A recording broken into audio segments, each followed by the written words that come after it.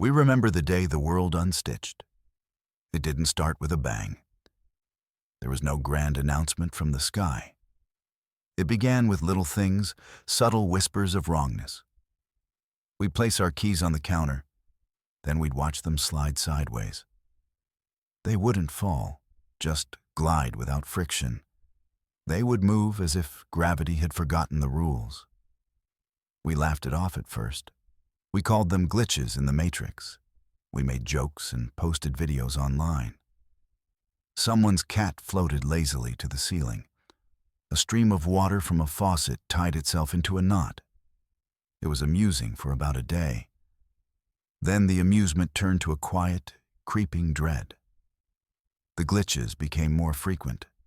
A bus in London suddenly drove up a wall. It didn't crash, it just kept driving. It drove straight up into the air and vanished. The sky sometimes flickered like a bad video feed.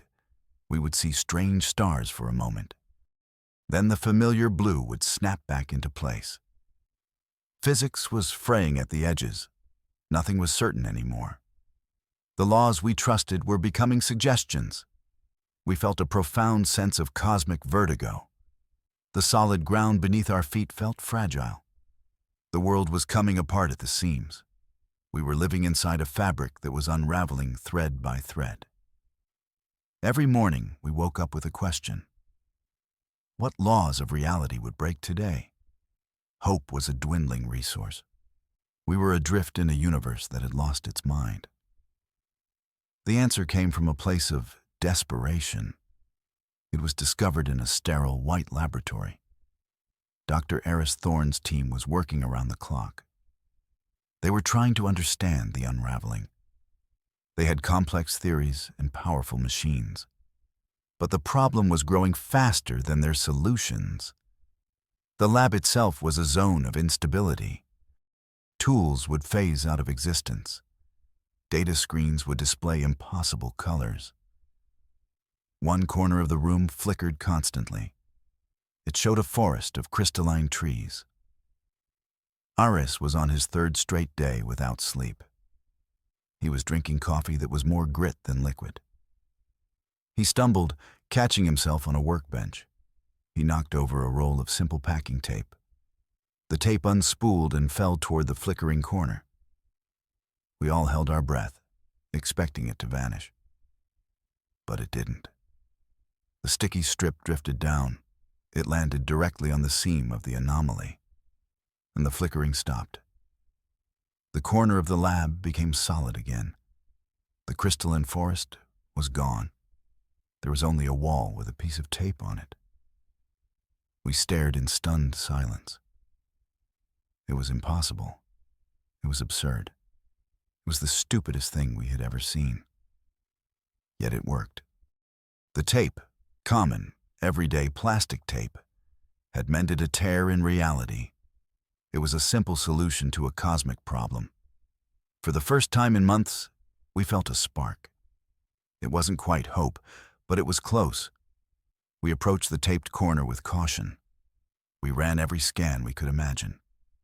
The readings were bafflingly, beautifully normal. The laws of physics in that spot were stable. They were holding firm, anchored by a cheap adhesive strip. It was like using a bandage on a wound in the universe. We all started laughing. The exhausted, delirious laughter of people given an impossible second chance. We had to test it again, of course. We found another flicker near the ceiling. A small one, where the air shimmered and smelled of ozone. Carefully, we got a ladder.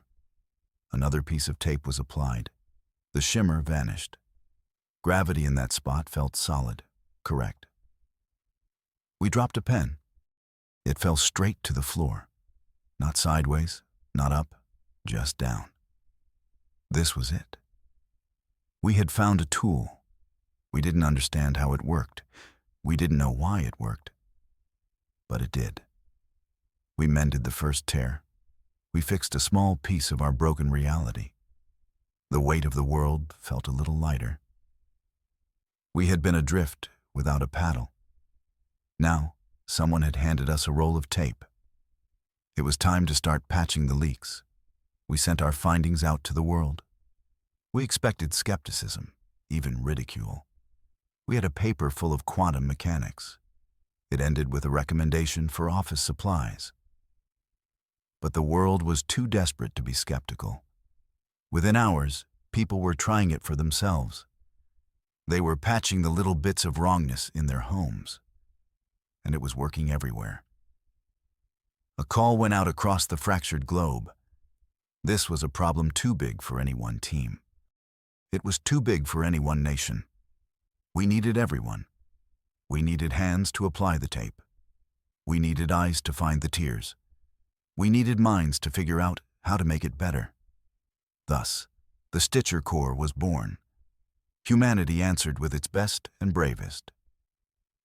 We were not soldiers or scientists. We were teachers and mechanics and librarians. We were anyone who could hold a roll of tape. We came from every city and every small town. We put on simple gray jumpsuits. We received our standardized kits. The world's governments pooled their resources. They turned every factory toward a single purpose. They produced our sacred tools. Our new lives were simple and exhausting. We woke before dawn. We drank coffee until our hands stopped shaking. Then we went out to find the broken places. We chased the flickers and the shimmers. We followed the whispers of unreality. We became the planet's maintenance crew. We were janitors for the laws of physics. It was the most important job in history. We worked through endless nights fueled by coffee. The stuff we drank was terrible. It was mass-produced and tasted like burnt plastic. But it was hot, wet, and full of caffeine. It was the fuel that kept civilization running. We measured our progress in empty cups. We joked that we were held together by the same things as the world, adhesion and stimulants. Hope was our blueprint, and tape our salvation. Each piece we laid was an act of defiance. It was a statement to the unraveling cosmos. We are here. This is our home. You cannot have it. We developed a rhythm. Find the tear. Clean the edges. Apply the tape with firm, steady pressure. It was a simple, sacred ritual repeated millions of times a day. We celebrated small victories. A playground where kids could swing without floating away. A hospital where surgical tools remained solid. A bridge that no longer threatened to turn into liquid light. We were making a difference. We were pushing back the chaos, one strip at a time. The world was starting to feel a little more solid. But our greatest test was yet to come. It was waiting for us in the middle of the ocean. We called it the Pacific Anomaly. It started as a shimmer on the water. Then it grew and grew. Soon it was a continent-sized tear in the world. It was a swirling vortex of cosmic chaos. Reality within it was a screaming nightmare. Islands were swallowed whole. The sky above it burned with impossible constellations. It threatened to swallow everything. Our little strips of tape were useless against it. We flew missions to its edge. The tape dissolved before it even touched the seam. The energy was too powerful. The unraveling was too aggressive. It was like trying to patch a hurricane with a postage stamp. The anomaly was growing larger every day. Its gravitational pull was starting to affect the moon's orbit. We threw everything we had at it. We designed bigger tape. We created tape made of exotic materials. We tried to deliver it with rockets. Nothing worked. The anomaly simply consumed it all. For the first time since the discovery, we felt true despair. Our simple fix had met a problem it could not solve. We watched our doom gather on the horizon. That was when they arrived. The star-born watchers came to our skies. They appeared in silent, perfect ships. One moment the sky was empty. The next they were there. Hundreds of them. They were perfect obsidian spheres. They reflected the panicked world below. They made no sound. They gave no signal. They just hung there, impossibly still. Their presence was terrifying. It was a silent judgment on our struggle. They were clearly an ancient and powerful race. Their technology was beyond our wildest dreams. We tried to contact them. We sent messages in every language we had.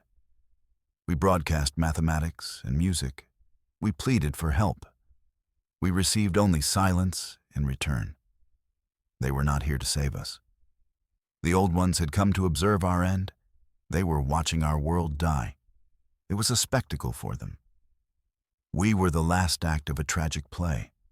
Their silence was worse than any threat. It told us we were not worth speaking to.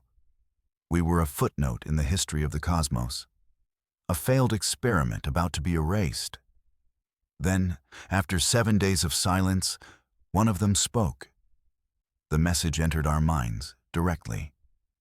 It was not a voice. It was a wave of pure, cold knowledge.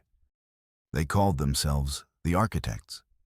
They had built this universe. And they had made a mistake. Our reality was fundamentally unstable.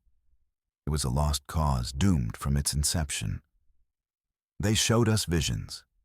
We saw the grand equations of star science. We saw the flaw written into the code of existence. It was a tiny error, but it was cascading. Our unraveling was just a symptom of a terminal illness. The architects had moved on. They had built new, better realities. They had left this one behind to decay. They told us to flee before our efforts failed. They said our struggle was pointless. Our tape was a child's toy. It was a charming but futile gesture. They offered us a way out. They could transport a small number of us. We could live as refugees in a stable universe. We had to abandon our home and everyone else. They gave us 1 day to decide. Humanity gave its answer with one voice. We did not need a day. We did not even need an hour. The message went back to the silent spheres. It was carried on the thoughts of billions of people. The answer was simple. We refuse. We would not abandon our home. We would not leave anyone behind. We chose to stay and fight. It was the single greatest moment of unity in our history. There were no arguments or debates. There was only a shared, stubborn resolve. This broken, messy world was ours. We were born from it. We would not run from its fate. If we were going to die, we would die on our feet. We would die with tape in our hands, fighting for our home. The architects did not respond. Their ships remained silent in the sky. Perhaps they were surprised. Perhaps they thought we were fools. It didn't matter. We turned our backs on them. We turned our attention back to the Pacific anomaly. We had one last chance. We had to find a way to make the tape stronger. Our defiance had to mean something. The breakthrough came from our most common ritual. It was discovered by a young stitcher named Lena. She was working on the coast of California. She was watching the terrible sky over the Pacific. She was exhausted and scared. But she was also filled with a fierce, stubborn hope. It was a feeling shared by everyone on that shoreline. She noticed something odd. The small tears near her station seemed easier to fix. The tape she applied felt stronger.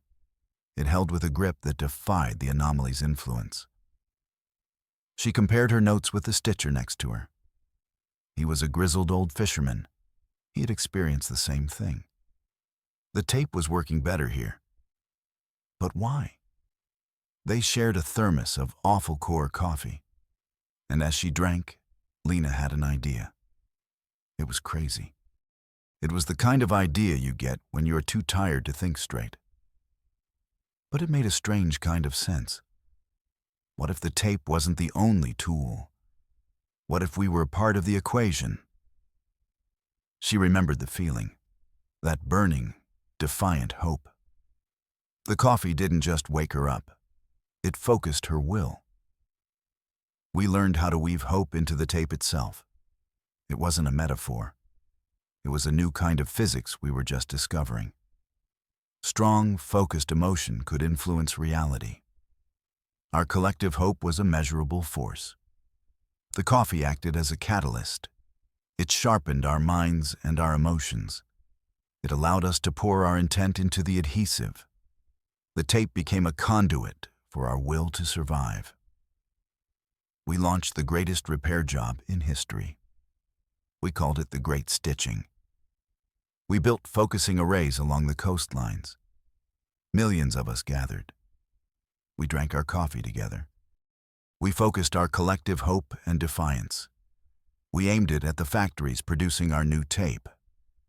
The tape came out shimmering with a faint golden light.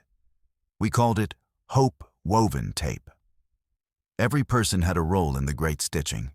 The stitchers on the front lines applied the new tape. The people at home focused their thoughts. They sent their strength to the coast. We sang songs. We told stories. We remembered everything we loved about our broken home. We poured all of that love and all of that anger into every strip. It was the ultimate act of human unity. We sent our ships out to the edge of the Pacific anomaly. They carried reels of the new, glowing tape. This time, the tape did not dissolve. It held. The stitchers began to lay down the first seam. It was like stitching a wound on the ocean. The golden lines spread across the vortex. The chaos began to recede. The impossible sky began to clear. We were winning. The architects saw what we had done.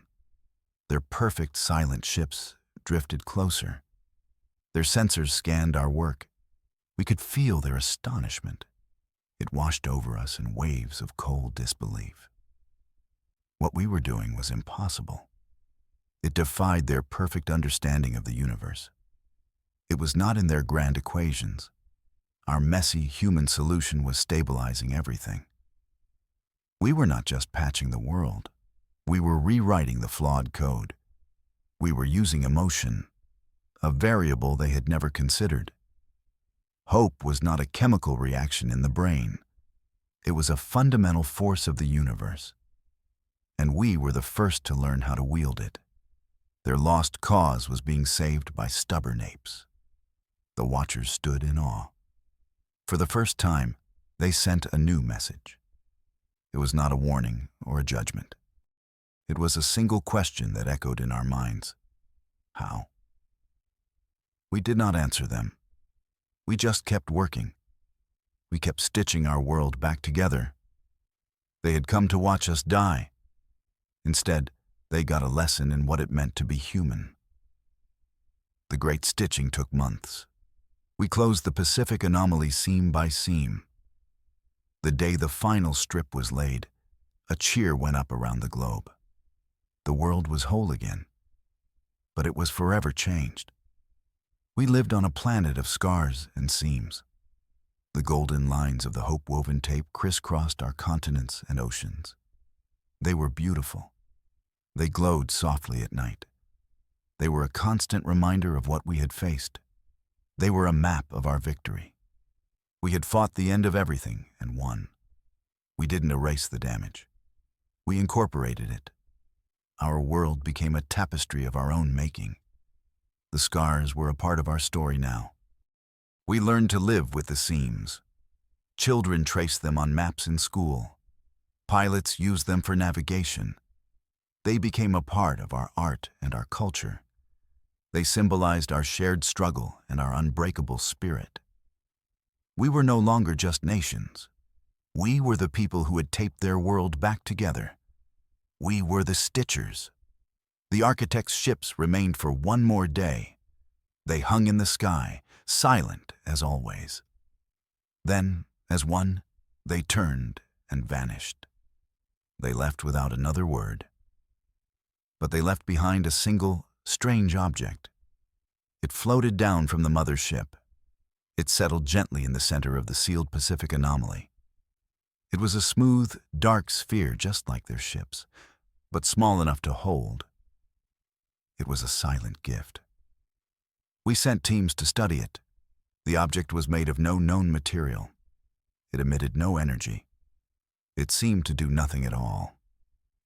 But we knew it was important. It was the architect's acknowledgement of what we had done. They had given us a puzzle to solve together. A new project for a newly united world. We built a research station around it. The best minds from everywhere came to study the sphere. We called it the gift. It was a symbol of our future. We had saved our present. Now we had to build what came next. The object was a challenge. It was a way to keep our newfound unity focused. The architects had left us with a purpose beyond simple survival. Our work is never truly over.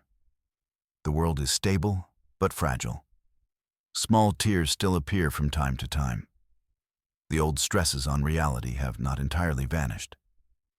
But now we know what to do. The Stitcher Corps remains active. It is a part of life.